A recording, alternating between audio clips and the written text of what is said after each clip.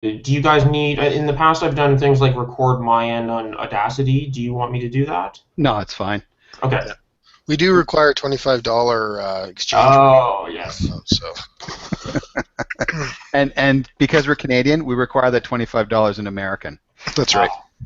Yeah, no, that's a good policy because our money's really basically confetti. I know. And my Kickstarter was in Canadian.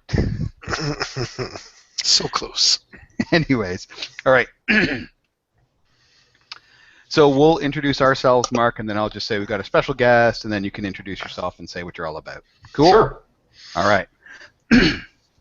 Hey, welcome to another episode of the Accidental Survivors. This is Fraser. This is Chris. And we did find ourselves a pretty awesome special guest for tonight. So, Mark, why don't you introduce yourself? Hi, my name is Mark Richardson. I'm the owner of Green Hat Designs, and I'm currently kickstarting my first RPG called Headspace, which has successfully funded and is on the way to being a pretty cool project. It's blowing the doors off the target, and you've got, I think, 3 stretch goals? I'm coming close to the third. I managed to fund the project in 11 hours, which kind of blew my socks off. And then I've gone on to fund 2 goals, and I'm more than 50% on the third. So it's kind of it's just rollicking away. So it's beyond all my expectations. Well, to be honest, you've put a lot of work into this, and you've taken this around a lot. I mean, this is a well-deserved success. This isn't something overnight and sloppy. A lot of work went into this, and it shows. And I'm really happy that it's doing as well as it is. But I'm honestly not surprised. Well, thank you. Yeah, I think in preparation for my first Kickstarter, I tried to lower my personal expectations as much as possible.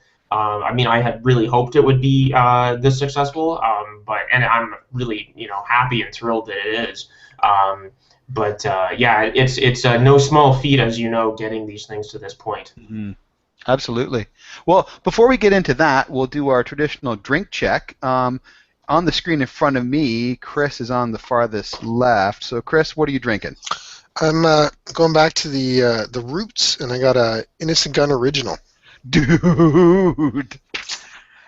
when was the last time you had an original? About 10 minutes before the podcast. Before you purchased your recent batch. Oh, not that long ago, actually. No? Like maybe September. I haven't had an original in a really long time. I mean, I've had an Innocent Gun pretty regularly, but I'll walk into the LCBO and see that there's something different. I think the last one they had not an IPA, but like a pale ale, oak-aged pale ale. Like that was the last one that I had. Again, I wasn't a fan of that one, to be honest. But I didn't mind it. It's not up on my top. Yeah.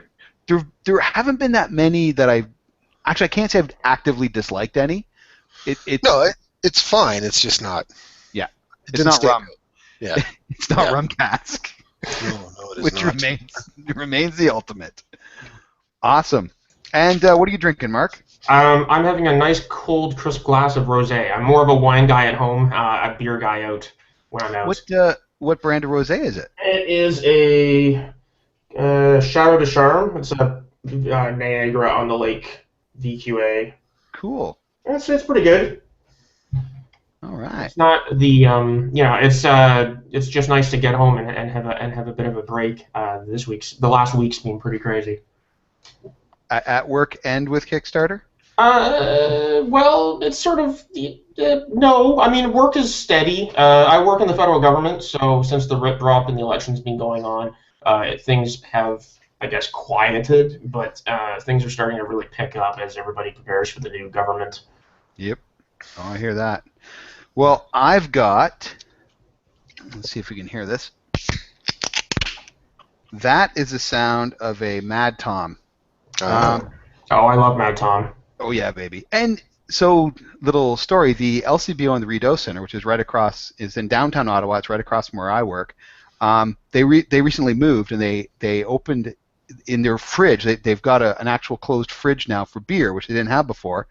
The store's bigger, it's better, and they actually have a sign, Ontario Craft Beers, and it just opened last week, and before it opened, we could see the title, Ontario Craft Beers, and I'm thinking of all the different beers I could possibly have in there. I was getting really excited, and they had a lot of cider, and then like Steam Whistle and Mad Tom. And it was Oh, what the hell? I know, why? Why would you do that? Why? Anyways, but the good thing is now I can just go over to the mall, grab 5 or 6 Mad Toms, go back to my office, close the door, and drink my fears away. I can't really do that. Sounds like a plan. I wish I could. All right, I'm going to have a quick... Oh, yeah, baby. Okay, so in conjunction with Mark's Kickstarter for Headspace, I wanted to have a topic, a general topic that we could talk about that intersects really well with that. And I don't think we've actually really talked about Cyberpunk before. Maybe not as a dedicated episode, No. but I mean, it's certainly come up. It's woven in and out. And in prep for this discussion, I went to get my William Gibson books because I actually haven't read a lot of Cyberpunk outside of the Sprawl trilogy. And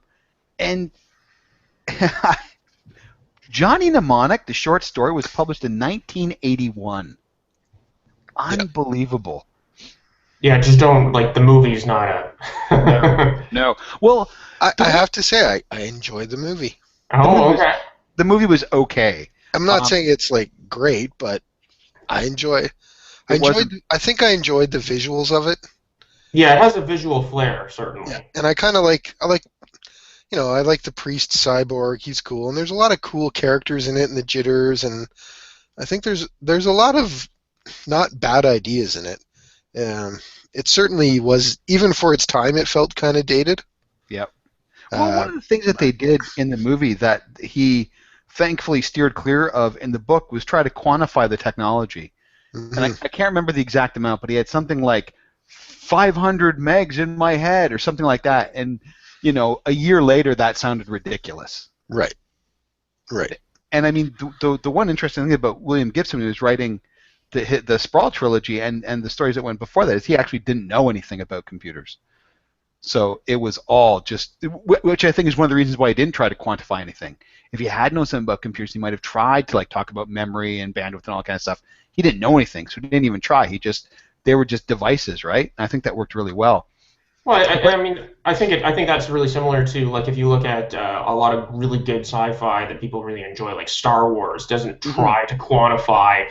You know, no one cares how light speed works. It's just like accept it and move on and get to the story and what's going on with things. Because if you get into that, and especially also when you start taking Cyberpunk and putting that into an RPG, you got to be really careful on what you quantify and what you don't. So, I mean, how did you approach equipment? Since we're on the topic, since you mentioned RPGs, because to me that's one of always the difficult things. We played Cyberpunk role-playing games back in university and that was one of the things that always got me, again, was when they were quantifying it, and then a year or 2 years later, it sounded ridiculous. So I think one of the things that happens, so everybody tries, I think gamer-wise, you can kind of come from Cyberpunk in a couple of different ways. I came to it from the Cyberpunk 2020 as opposed to Shadowrun. I'm not sure about you guys. Actually, when we were playing Cyberpunk, we were playing our own system in university. Oh, okay. Yeah, and I certainly played through the various editions of Shadowrun, but and read through Cyberpunk, but never maybe like one game of Cyberpunk. Yeah, so I think Cyberpunk certainly has Cyberpunk has a fetishizing of technology and that kind of thing. And so when you look at a lot of games, there's certainly kind of a gear porn aspect. Since I was doing a spin on Powered by the Apocalypse, there's some stuff which has, I go through weapons and stuff like that and quantify that out. But I really wanted to avoid, overly, like an overly crunchy every single piece of technology. It's not in Headspace. What I do is I basically put a long pass over cybernetics, in the sense that if your character has a cyber arm, great. If you have cyber eyes, great. If it's little bits of the fiction, no one really cares. There are specific what are called upgrades, where it's like very high at the sort of the highest end version of the cyber technology, which gives in-game advantage on situations and things like that. And so each of the character archetypes starts with one specific piece, and then during play they can gain additional upgrades.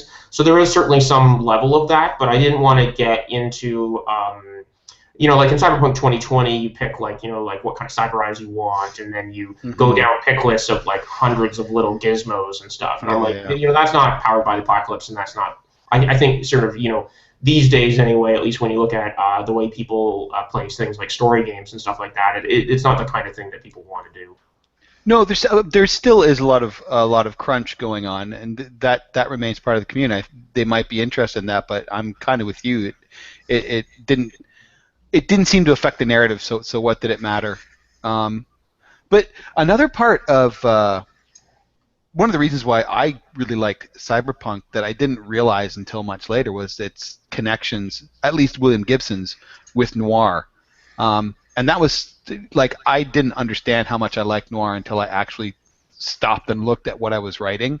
And I realized, oh, wait, but there's a huge amount of, hard-boiled and film noir in the Sprawl trilogy. How widely read are you guys in, cyberpunk literature?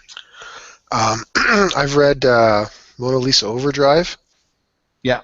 And, okay. What else have I read? So none. With me. I mean, I've read some. I've read all the Shadowrun rule books, and I've read a bunch of Shadowrun source books. Right. And I've kind of gone through some Cyberpunk, but never played it. And I've had a lot of encounters, I'll say, with Cyberpunk. But in terms of actual novels, I'm pretty sure Mona Lisa Overdrive is the only Cyberpunk novel I've read. What about you, Mark? For me, less in novels. Like I've read Neuromancer. I've read some of the newer Gibson stuff, which is cyberpunk in if anything in the way of the noir aspects. Yeah. I've read a lot of a big sort of steeped fan of sort of cyberpunk manga in terms of Ghost in the Shell and Akira. Yeah. And a lot of movies and stuff like that, Blade Runner and all that. Yeah. So I did read Blade Runner and Neuromancer. All right, so I've read a few. I forgot. The thing is, they don't stand out for me really. So Neuromancer had a huge effect on me as a reader and a writer, and I think looking back on it and trying to dissect it, I think a lot of that had to do with taking two things that I really loved. One of which I knew I loved, which is science fiction. And then the other was hard boiled. The writing style is it really does have that hard boiled noir tinge to it. Mm-hmm. So I think that really got me into it. When you get into movies, like you mentioned, Ghost in the Shell and Blade Runner. Blade Runner also has a lot of noir to it, but Ghost in the Shell not really at all. The Japanese take on cyberpunk didn't really have that same fixation with noir. Yeah, no, for sure. You get more into a realm of looking at the corporate elements and the technology and the sort of newfangled glowing future kind of thing. I mean, I think it sort of a lot of the manga stuff looks at it more of a cultural change as opposed to the noir detective kind of, as you say, the hard-boiled kind of perspective. Yeah. And I mean, Akira, like a lot of Japanese movies, was again kind of looking at past trauma through science fiction, right? Akira kind of reminds me in a certain way of Godzilla, in looking at the destruction of Tokyo once again. Well, and I mean the good Akira, the movie's cool, but the manga is profound. And is really fascinating. I don't know if you've read the manga, but it's the movie. So the manga is I don't know 50,000 pages or something like that. Wow. And the movie is 6,000 pages. That skips the first 3,000, and it's just that's it. The mass bulk of Akira's story in the books is Neo Tokyo is destroyed, and it's post-nuclear. Fanatical radical cultists and all sorts of crazy stuff. Like it's a pretty interesting place that is very different. So it's all very cool. I think the thing is it all kind of blends together. And I mean, certainly, I mean, as we've gotten older and some parts of the cyberpunk world I think we're living, and other parts not so much. It's interesting to see, and I mean, I think that all kind of starts to burn together, and then when I started looking at the design of Headspace, I was like, hey, this seems like a really good place to put it. But I mean, one of the big themes for me was this rebellion, the punk aspect, the attempted overthrow of the corporate kind of dominant society. And I think in some role-playing games, this is, I think, given lip service. Maybe that might be a little strong, but a lot of cyberpunky kind of RPGs tend to be, we're a group of mercenaries that are basically working for the company and doing whatever the company wanted us to do. And I really wanted to make a game that was a bit more Revolution kind of styled in terms of people who were actively fighting the man, so to speak. It's interesting because, I mean, again, for my literature of cyberpunk, the sprawl, that is very much punk. The corporations are involved in it, but the characters that you're meant to root for and sympathize with are not necessarily revolutionaries, but rebels, like the punks. Mm-hmm. And even in Blade Runner, one of the interesting changes between the novel and the book is that in the book, Rick Deckard is like the second or third in line. Like, he's not the top bounty hunter. The top bounty hunter is the guy who gets killed, laid up. Yeah, laid up in the beginning. And then Rick Deckard gets his chance to shine and does a feat that nobody had ever done before. But again, it's very it's written by Philip K. Dick, so it's very anti-establishment. And I think to a certain degree that came through in the movie, but not as much. I mean, he's still working for the status quo. Well, he's a cop, right? Exactly. Yeah, I think the Blade Runner maybe plays out into that in terms of that noir aspect of like a cop that is, so tired and burnt out that he is kind of fighting to a degree, but yeah, kind of like you get that feeling like he's given up to a degree. Yeah. And I mean, that's certainly a big theme too, I think, in Cyberpunk too, is just that, it's this massive behemoth around you. I mean, what are you able to do, Exactly. And again, it's interesting, the Sprawl trilogy, how much, when given the opportunity, the rebels can accomplish. But again, at least in the biggest one, Neuromancer, they end up just working not for a corporation, but I mean, in the end, it's Wintermute that they're like working for, and that's just another form of control, an alien form of control, but still a form of control. It's interesting. It's cool that you're focusing on the revolutionary aspect of it. And so, does that come from the manga, or were there other influences in where you want the player characters to come from in Headspace? So one of the big themes, I guess thematically, something I wanted was I really wanted to focus on teamwork. I wanted this game to be a team game. I've played a lot of cyberpunk games and RPGs where everybody ends up betraying each other, and it's a shootout in the back alley between players. And there's a place for that in the literature and certainly the genre, and everyone betraying everyone else. But I sort of wanted to get away from that and try to embrace this sort of teamwork element. The other, the outside of Cyberpunk, the biggest influence on the game was David Wyndham's Chrysalids, which is an older science fiction novel about a group of children who are gifted with telepathy and have to, run for their lives and, fight the establishment kind of thing in the far-off future. And those things kind of all blended together to give me some of the ideas that I built kind of the fiction of Headspace on, I guess.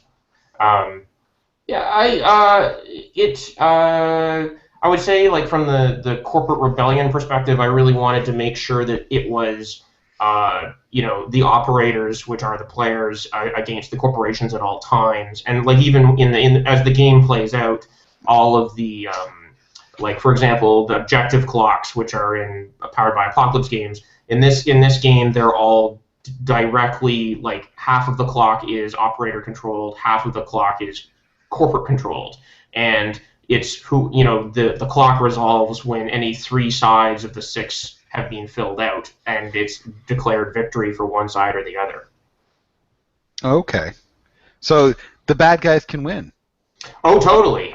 In fact, like the odds are still against the players in this game. Essentially, like the players in Headspace are hyper competent badasses. Like each individual character is one of the best people in their field in the entire world. And so the idea conceptually of the game is they've done one dirty deed too much, and they decide to get together and try to make a change for the better of the world.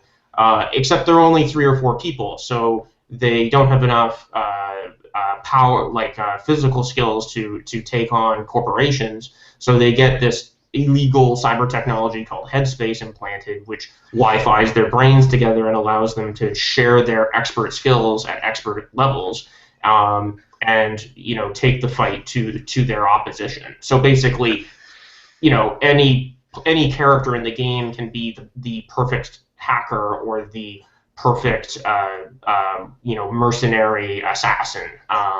They don't have to. They can be separate or together. And so that's sort of the way the game works in terms of I guess major themes anyway.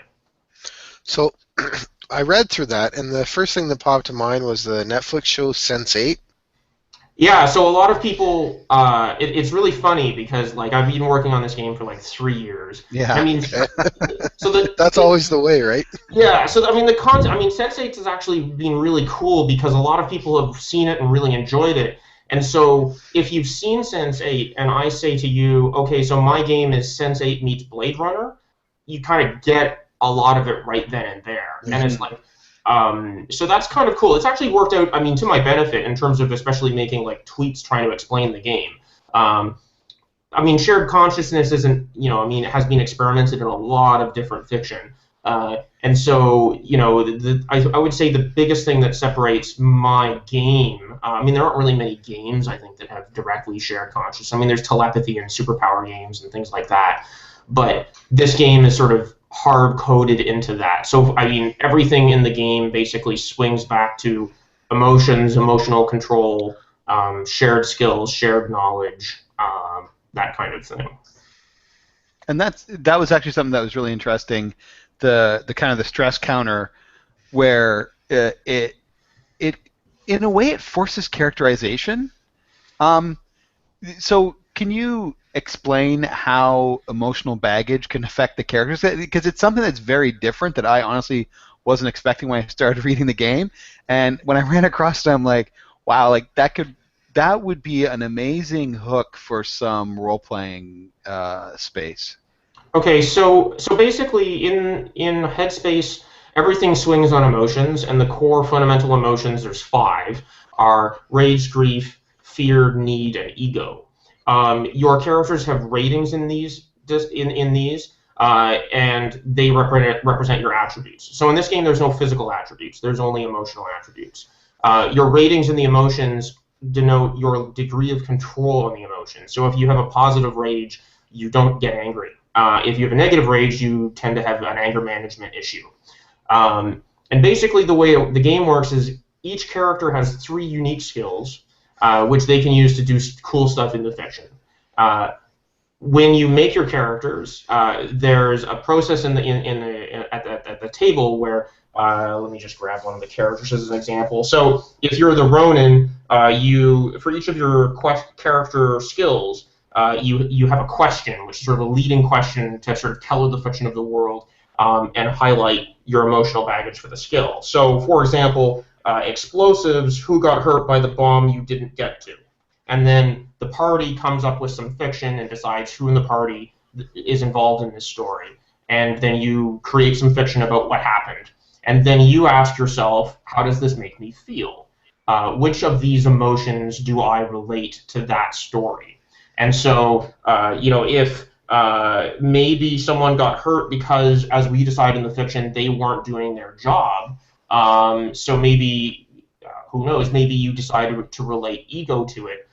because you were better than everybody else. And so what happens then is, for the rest of the game, the emotional baggage for explosives is ego. So if anybody uses it in the fiction, they roll 2 dice and add or subtract their ego to represent their control.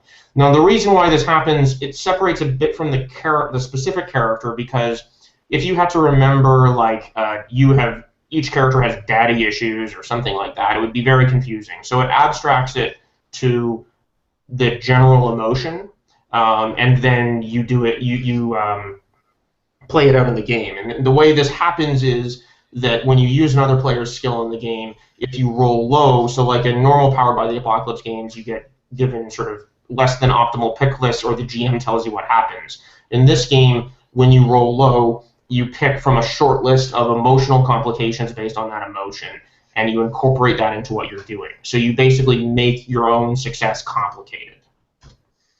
Cool. So, I mean, as an example, if you were playing the game and somebody was using explosives, maybe you were trying to disarm a bomb. So you're trying to disarm a bomb, and you pull the Ronin's explosive skills for the scene, and you say, okay, I'm going to disarm this bomb. All right, so you roll your dice, and let's say you roll 7 and 9. So you would get 1 emotional complication, and then you'd look at them, and so ego had, your false pride puts the team at risk. You become jealous of another. You refuse needed assistance. You insult or berate an ally for being inferior. So you would figure out which one of these works best for you and in the fiction.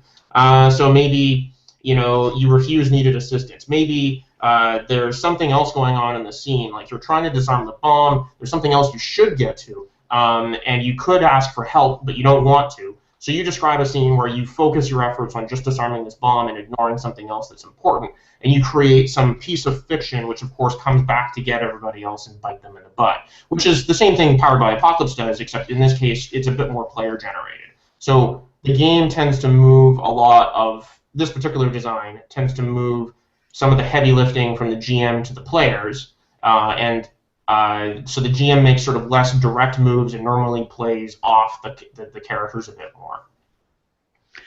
What's kind of interesting to me is how it seems counterintuitive to use emotions as the basis for a cyberpunk game on the face of it, because like when you're thinking about cyberpunk, and the first thing that comes to mind is technology, and generally, and maybe it's just me, generally I think of those two things in opposition. So what drove you, like what led you to use emotions as the prime statistic? So, I mean, there was a lot of people have said this, and I mean, I think one... I'm nothing if not a lemming. No, the best advice I've ever heard for game design has been that every good game does one thing great, period. It doesn't do 2 things, it doesn't do 3 things, it does one thing great. Like if you think about the RPGs you really, really, really love, there's usually some primordial thing that everything tends to swing on. And so the farther I got into this game design, and the more I looked at, okay, well, it's all about emotional complications. It's all about emotional complications. If it's all about emotional complications, let's make it all about emotions. And then what happens to the game design when we do that? Like if we say, well, it doesn't matter how strong you are, or it doesn't matter what your perception is, I mean, well, does that matter? And I'm like, well, if everybody, so part of this is based on the conceits of the game. So you're all best in your field. So we're not going to worry that, about your hand-eye coordination when we're talking about like the level of skill that these people have. So it's sort of supersede, like, your one person's physical body to the next becomes almost secondary. And I mean, in some ways, it has some weird emergent properties in that sense that in a cyberpunk world, you almost become slightly more machine than man in an odd way because of the networked factor of these emotions swinging around you. You tend to pay a little bit less attention about your personal self. Another example of how the emotions came into the play was like one of the more recent changes to the rule set that I made was removing health tracks. So in this game, when you take damage now, damage just goes to the emotional tracks. So if you roll out of the car and tear apart your leg and take 2 points of harm, you take 2 points of rage, and that flows into the shared headspace, and everyone feels angrier. Now, of course, the question is like, well, how do you take true injury and death and whatnot? Is that there are caps to the stress tracks that are shared between people, and so usually, if those caps are hit in the fiction, they sort of explode emotionally and cause sort of all sorts of widespread problems for the party. If they explode because of physical trauma, then your character is taken out of the fiction. Gotcha. So this is really out of left field, and I apologize. But one of the things that just struck me is how little the three of us are immersed in the literature of cyberpunk, but we're immersed in other aspects of it, which is actually the opposite of, for example, when Dungeons & Dragons was created, almost all of the inspirations were literature. Yeah, like I said, totally out of left field. No, but I think that's fair. Like, I mean, I haven't read every cyberpunk book ever created, but on the same note, I think there's so much like where culturally we've been steeped in this, and I mean, I think to a degree we're living some variation of it in terms of our own sort of just especially if you look at cyberpunk future, if you look at cyberpunk fiction written in the 80s, there is certainly some level of corporate dystopia going on now. It's not necessarily, I mean, you look at some things and, we're supposed to be, I think, what Blade Runner, the movie, takes place like, I don't know, like 3 years from now or something like that. 2019. Yeah, so we better get flying cars soon. And totally human-like robots. Yes, exactly. So I don't think we'll have a problem having flaming hellfire landscape over LA, but I mean, we're definitely there. We're there. Yeah, I think certainly that's an interesting point. Like I think it's certainly I think at least for myself, I come at it from a sort of multiple levels of genre, multiple levels of entertainment and fiction, and certainly not just like I've read every William Gibson novel ever kind of thing. And I think as gamers, we've shared in stories that other people have run that have been within the genre, and that's kind of colored our own visions of what cyberpunk is. I think that's very true. I think that, I mean, for myself, again, my knowledge of cyberpunk is shaped almost exclusively, but I mean, like, by role-playing games, and again, I didn't play it, but I owned Shadowrun and I owned Cyberpunk 2020. I had these things and I read them, and they informed my concept of it. Now, like, coming into this podcast, I was actually concerned because I hadn't read like Kim Stanley Robinson or Bruce Sterling or all this other stuff. Names I googled just now. But I mean, like, it is interesting how role-playing games of the first or second generation are now influencing us just the way that literature did previously, and maybe that's kind of freeing, because I don't think something like Headspace could have been envisioned. Well, I guess it's possible. I think it was unlikely to be envisioned in the first or second round of game design. But I think we're in a place now where the impacts of inspirations are much more varied, and we do use role-playing games and role-playing game experiences, not just rules, but experiences to inform forward design. Well, I think that's part of it, but then I think also, like, strictly speaking of cyberpunk, it's a much narrower band than fantasy or sci-fi. Mm-hmm. It's similar to modern, right? Like, there's a point where modern is either now historical because it's dealing with like the 1980s, or older and starts becoming like a cliche genre sort of thing. Yeah. Whereas cyberpunk, it's kind of happening. Can't be too far in the future because then it's just sci-fi, and it can't move out of that kind of trope. Like even Shadowrun, though it's cyberpunk, it's really kind of pushing that boundary with the inclusion of the fantasy aspects of it. Mm-hmm. They kind of. Sorry. Well, I think it's like it's that near future. It's near future, dystopic near future. Right. If like Shadowrun, obviously, like sort of. I mean, one of the attractions of Shadowrun is it basically takes fantasy and science fiction and puts them in a blender.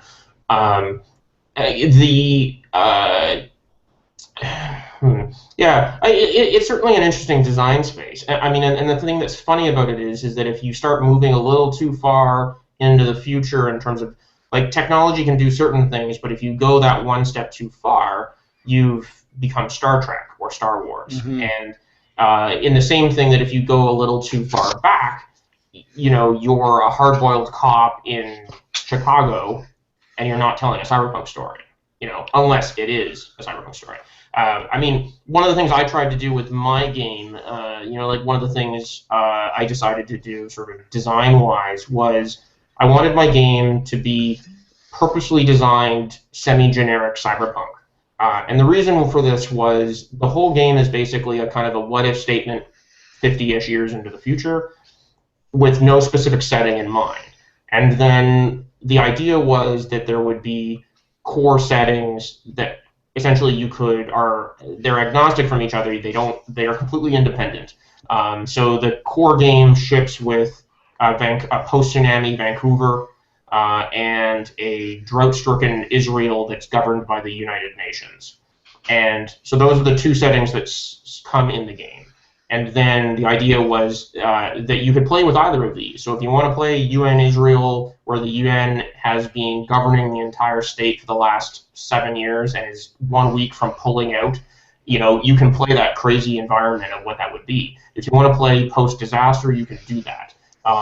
And so and then what I've done with the Kickstarter is essentially the stretch goals are all separate settings that are all very worldly. Like I don't want to have yet another Seattle cyberpunk game.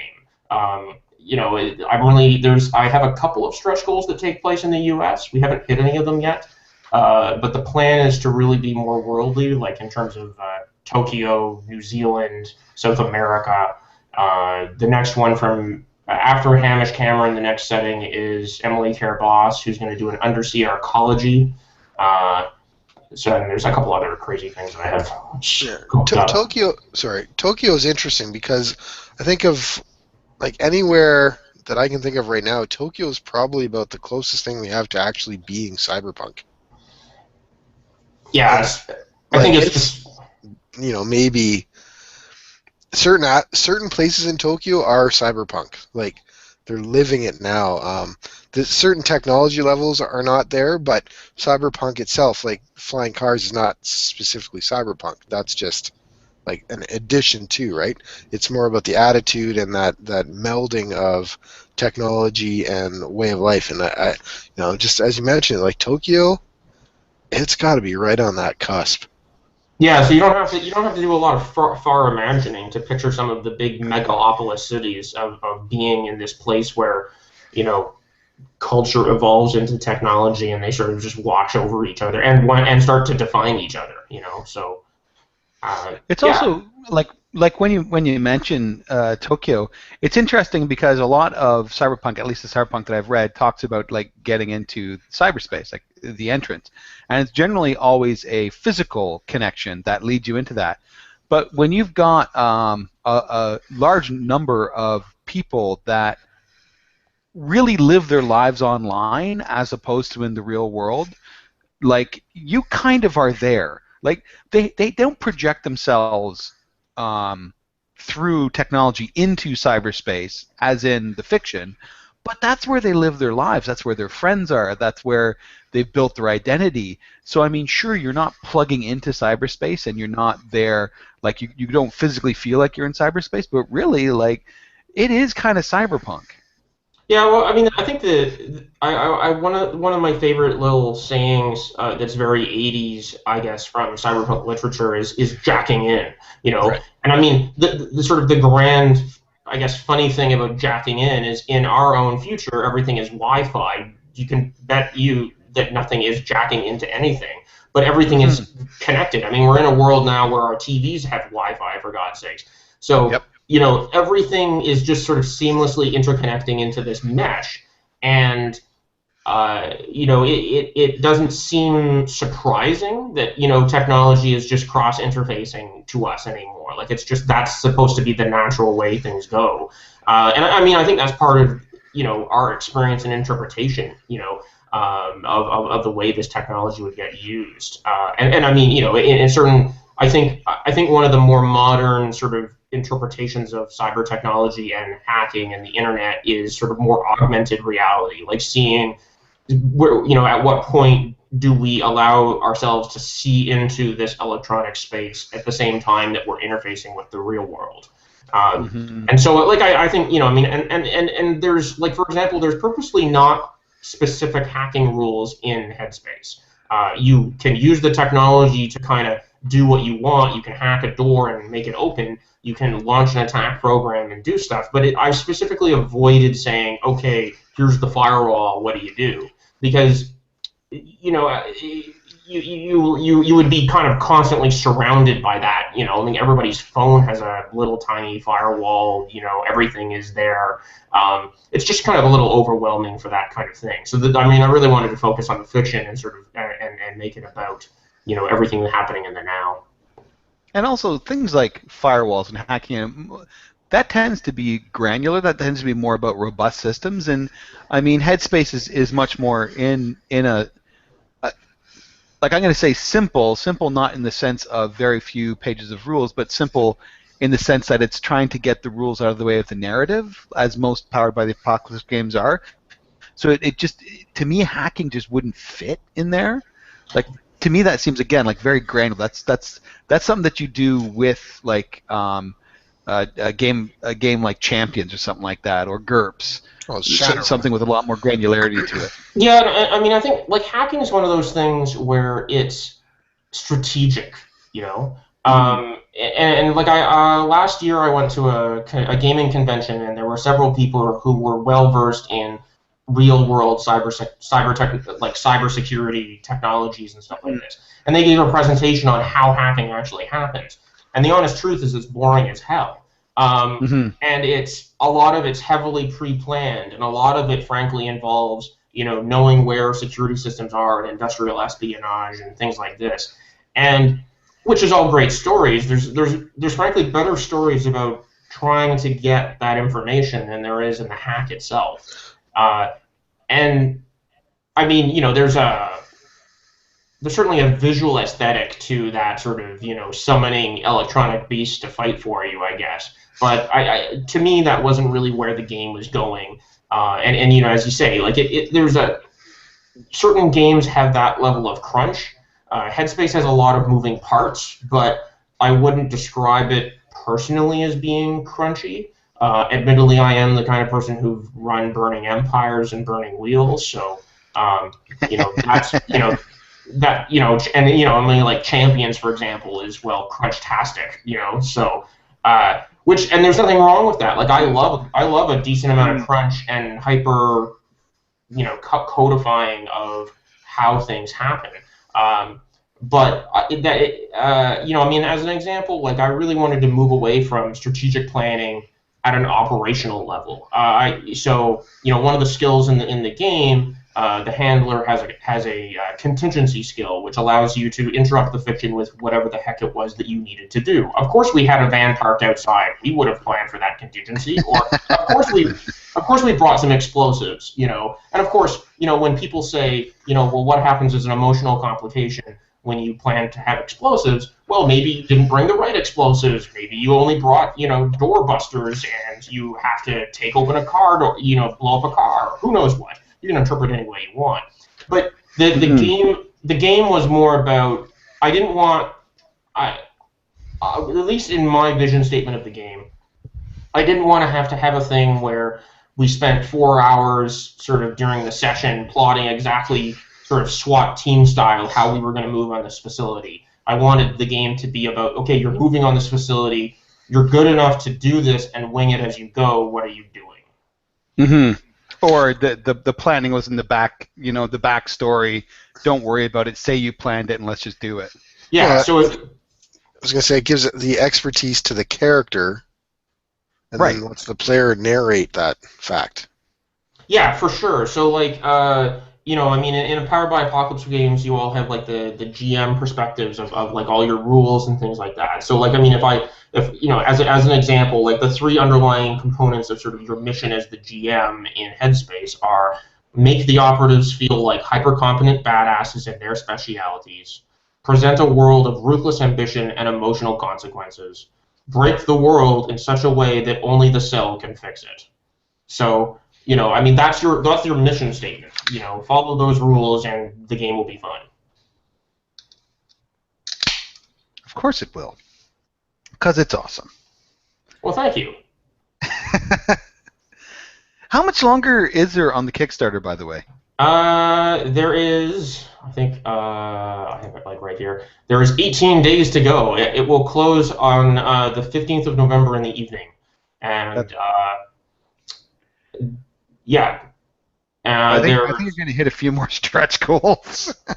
I certainly hope so. That would be totally awesome. I have a lot of cool authors lined up, and like each setting is a 3,000-word fiction piece that's written by the author, and then I'm going to be using my cartography skills to make a map that's sort of designed for that setting. Mm-hmm. The settings themselves are there's very little in them that is directly sort of headspace-y. There's an underlying component in each of the settings about a dark corporate secret where of the 4 corporations that are in the setting, they were directly responsible for some of the terrible things that happened to the world. And the reason those are there is in character creation, each of your operatives directly had a hand in one of these companies making this world a terrible place. That's your big regret. And so that part is tied into it, which kind of works with pretty well any cyberpunk game. So one of the things I've noted is, like I was speaking to Hamish Cameron, who did the Sprawl RPG, which is a much more traditional, I would say, Cyberpunk 2020 interpretation of how Cyberpunk would be empowered by the apocalypse. And his game is really cool, and it's really neat because we both made Cyberpunk powered by the apocalypse games, and both of our games do radically different things. Mm-hmm. But the settings that I'm having people create as stretch goals could totally be used in either game or any game for that matter. You could use these in Shadowrun, I suppose. It's just fiction, so it's like all the building blocks of a cool world. So the settings could be used for anything, which is great for other people too. Absolutely. On a practical note, how are these stretch goals being provided? Is it just going to be PDFs, even for people that have print? So the core game is built. So the quick start, if you back the project, you get access to a 60-page quick start, which is sort of all the fundamental moving components of the game, as well as like a brief sort of cut down version of the Vancouver setting. The full game will be probably about 5 times the size. It'll be about 200 pages or so. That will provide all of the expanded fiction, expanded examples, that kind of thing. The settings are sorry, I lost my train of thought. Oh God. So the settings are I guess each of the settings right now is planned as being digital only. Right. If my sort of plan, I'm looking at the numbers in terms of word count, but I'm hoping that like if I can hit like about 4 or 5 stretch goals, I would then produce like maybe a print-on-demand version of like a compiled sort of dystopic visions of the future book that I would produce in parallel, that you could like add more into the pledge and get a print of that because I think that would be a great thing for backers. Obviously, it's not worth doing if there's only like one setting, but if in the next 20 days we manage to get a few more of these funded, then that certainly becomes a realistic possibility, and I think something that would be that people would really like. It's and one of the reasons that I asked, just more of an inside baseball kind of thing, something like that would bloat the actual book, and then the money that you're making from the Kickstarter would be swallowed up by printing. And I've seen that happen before, so I think it's a really good idea to keep them separate. And POD is that's the perfect way of doing it. I mean, even if it was something like Drive Through RPG or something like that, where they could get the POD on like at cost or something like that. Yeah. So like my budgeting for the whole project is based on POD costs, which is a relatively high per unit cost. And then my thinking being, if the project goes particularly well, which it seems like it's leaning, then I may have the money through the Kickstarter to then go offset and get a higher quality print more copies, and also make things like the hardcover books a lot easier to produce. Yeah. And then, so that would be really my dreamy goal, so I'm hoping I get there. I'm not quite sure what that number will be, but that'll be done in the like budgeting wise. I'm fine for doing like some version of print on demand with the Right. providers, so I'm not worried about that. Like no matter what, the setting book would be a separate thing and would be independent of the existing timelines I have.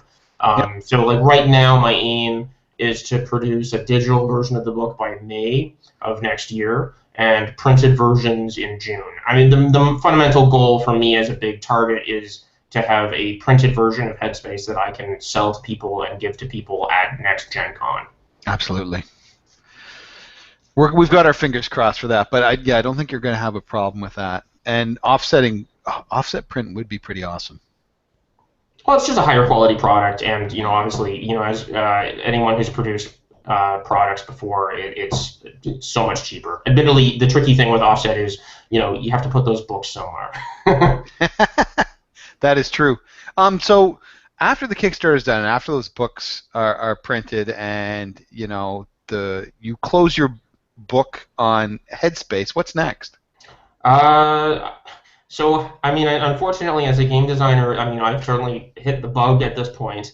I blame Jason Kitt for that. Yep. In fact, actually, so the next, I'm going to be down in Metatopia in 2 weeks, down in Morristown, New Jersey, which is a really great game design convention.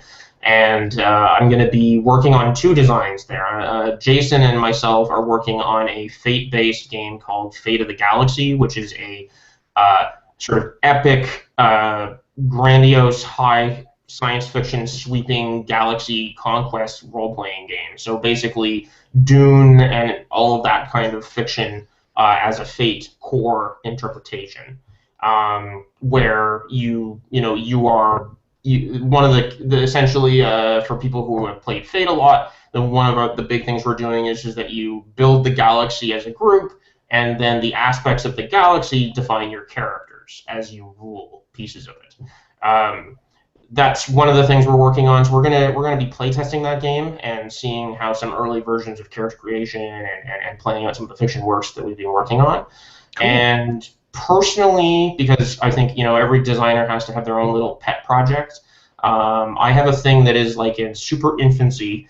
It is literally like 2 pages of notes, and this idea I have is I have a name for it. I think it's funny because I think designers always have to name their projects. Like it's almost like it's more important than anything else. So I have this project I'm working on called Treads, where it's a World War II tank story game. So where all the party members are crew of one Sherman tank in World War II. It's kind of inspired by watching Fury and all sorts of World War II movies, and I've read a lot of stuff in that genre of not fiction but of historical stuff.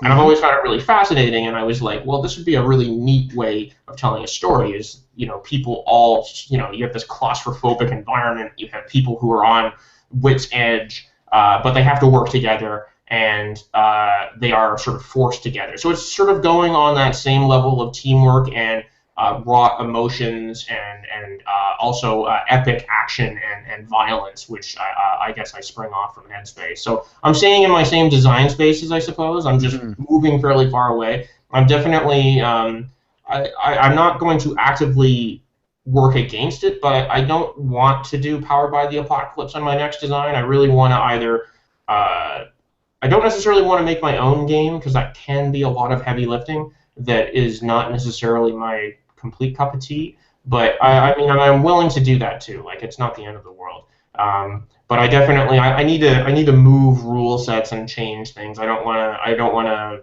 just go through and create another Powered by the Apocalypse thing again. And I mean, I wouldn't say just, like, that's a bit of an insulting thing, because Powered by the Apocalypse games are really difficult and hard to make. Like, it's easy to make a playbook that doesn't work very well. It's hard, that would be the criticism I would say of a lot of Powered by Apocalypse, kind of just anything. Like, I mean, to make a group of playbooks and a setting and all of those things sing together, like to make them be Monster Heart sing or Urban Shadow sing or Masks, which is that new superhero thing I think that just closed off today, or whatever, like $100,000, which is crazy. I have to say, like, I'm happy with my level of success. If I had the mass success, I don't know what I would do. I have one of the things that's been really helpful for me is Mark Diaz Truman from Magpie Games, who's running Masks as well. He's been brought on to help me. He's been helping shepherd me in terms of the Kickstarter management process all the way for the last couple of months. He's been working with me, and he and his company are also going to be handling fulfillment. So all of my shipping, all my books will be produced probably in the U.S., shipped from the U.S. through his company, and this will really bring down. So he has like a FedEx International account, so it brings it like he can ship internationally at basically U.S. domestic rates, and it makes everything. I mean, I don't want to be. It's not just I don't want to be packing envelopes. I want fulfillment is. There are so many things when you design a game: art, writing, editing, all of these things, and I've been learning so many things working on Headspace. The last thing I want to try to understand is the U.S. Postal Service. Well, Magpie fulfilled Centurion and Nefertiti Overdrive, and Mark Diaz Truman was a huge help in getting my first successful Kickstarter, Centurion, and with a great support in Nefertiti Overdrive as well. He's a pretty awesome dude. So. Yeah. So he's had a lot of good success stories with fulfillment. So I'm really happy with picking him as something that like I feel like that's reliable, and that I can trust that because I know, like as you said, like it's the last thing you want to worry about after having spent all these sweat and tears on this book. Exactly, and I kind of wanted to jump back. You mentioned that you were kind of done with Powered by the Apocalypse, and one of the things that I wanted to ask, I know how much effort and how much time has gone to Headspace. Is there a little part of you that's actually relieved that you're done with it? Yeah. I mean, it's not done. I think there will be a gigantic sigh of relief when I see a printed copy in front of me. Yeah. As someone who is a cartographer and has done many full published printed maps with thousands and thousands of runs, the smell of fresh ink on a press is intoxicating because you see all that work come out into this form in front of you. It's very satisfying, and I look forward to seeing that. I'm relieved. I think. If you had asked me a week ago, I was completely terrified about the Kickstarter. Right now, it's sort of a mixture of overwhelmed and completely terrified. Kickstarter has a really strange emotional base to it. I was speaking to Ryan Macklin last night, actually, and he was saying and sympathizing that the problem with Kickstarter is it's very hyper compressed. It's a very short period of time. It's unrelenting. You as a facilitator, you never get to decompress during that. Like you try to decompress. Like maybe you go to bed and you're like, oh, okay. I had so many sleepless nights last week.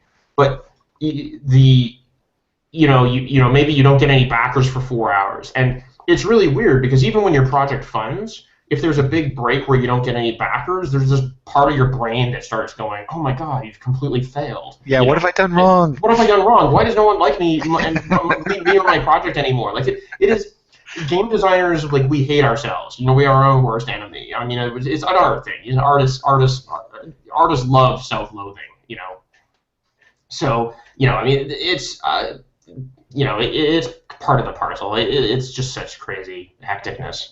But yeah, no. Jason Pitt said to me one of the things I've always thought was funny. I didn't think it was true. I started to think it's true, which is that you can tell that you're done your game when you are tired of running it. I'm not there yet. I still enjoy running Headspace, but I'm kind of relieved that this will be the first game convention I go to that I won't be playtesting this game. Gotcha. Yeah, of course, I'll be playtesting something new. God, but it'll be nice to sort of talk about something as if it's kind of packaging up, which is something that I've never been able. It's always been something that's always worked on. So it'll be really. I'm really thrilled to be able to sort of close one chapter and open up a new one. Absolutely.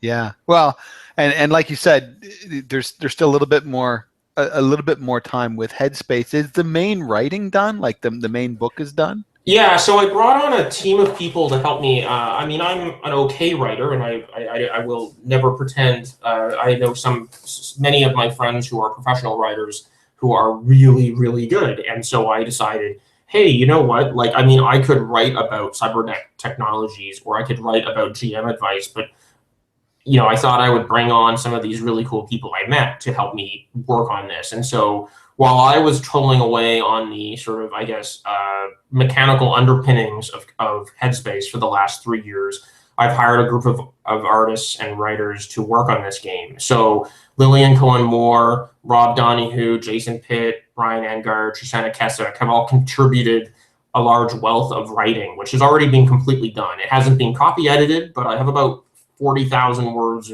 of writing to slog through, and it's all really great stuff. So my plan right now is to take the quick start, which is sort of all the fundamental components, and then wrap all this writing into it and around it and through it. And so yeah, so it's the game is. I mean, it's not, it's mostly done. It sounds really weird, but there's a good chunk of it there. A lot of what has to happen after when the Kickstarter is done. I need to I'm going to get Brian Patterson, my artist, to do some additional art pieces. I need to bring all the text together and then get it copy edited. So I mean, there are certainly things that have to happen, but no one has to go out and write 20,000 words. The words that have to be written are about bringing the words that have already been written together in a meaningful way. Mm-hmm. So yeah, that's a nice challenge to have. I'm looking forward to this. I'm really curious as to how this will be. I already know that the oldest version of the big text document I have is a terrible disaster that I need to fix. But there's large sections, like some of these people, the writing they've done is so fantastic. Brian Engard stuff especially. He wrote all the sort of technology chapter, and he has a really dark, morbid sense of humor, and it really shows, and it's pretty great. That's awesome. Oh, well, really appreciate you stopping by and chatting with us. Now we already know that Headspace has been a success. It's going to be a bigger success, and we'll all be very excited to see it. Listeners, the link will be in the Shockuments, and this is going to come out on Tuesday, which is November 3rd. So you still got lots of time to go and get in on the goodness. So thanks a lot for stopping by, Mark. Yeah, no, sure. It was great to talk to everybody. I really enjoyed this. And unfortunately, Chris had to bail on us. I guess he wasn't getting enough love. I don't know. He's Chris. That's what he does. Before we go, is there anything that we haven't hit on that you want to discuss? No, I think we've covered everything. It's been really good talking, and I mean, it was fun to talk about the cyberpunk genre as well, like not just talk about the game and stuff. For sure. Actually, it is really interesting how much, like you had said that you were building a generic cyberpunk game, but how different Headspace is while also being like very much a cyberpunk game. And I hope everyone goes and at least checks out the quick start to get a taste of that, because it is very different. Yeah, so I mean, if you go to my Kickstarter, you can back the project. Like, there's no formal goals below 13 Canadian, but for $1 you can see what the quick start is and take a look at it. And I mean, frankly, the PDF at this point, you're already getting several fiction settings, so it's certainly a steal. Yeah, absolutely. Yeah, and that is $13 Canadian, which is like 12 cents American. So. Yeah, exactly. So it's like free. As someone who's going down to the U.S. next week, I don't even want to know when I convert. The last time I converted Canadian to American, I just said nothing. Oh God, I don't even want to talk about it. Well, anyways, so thanks for stopping by, and for listeners, good night from Fraser. And thank you. And yeah, stay frosty and jack in, don't jack off. I'm happy you said that and not me. Okay, cool. So like I said, this will be dropping on Tuesday, and I'll send you a quick note when it Sure. does drop. Yeah, no, and I'll send an update out to all my backers, letting them know that they can tune in and listen to the discussion. Sweet. So thanks a lot, Mark, and be seeing you around, I guess. Yeah, for sure. I will definitely talk to you later.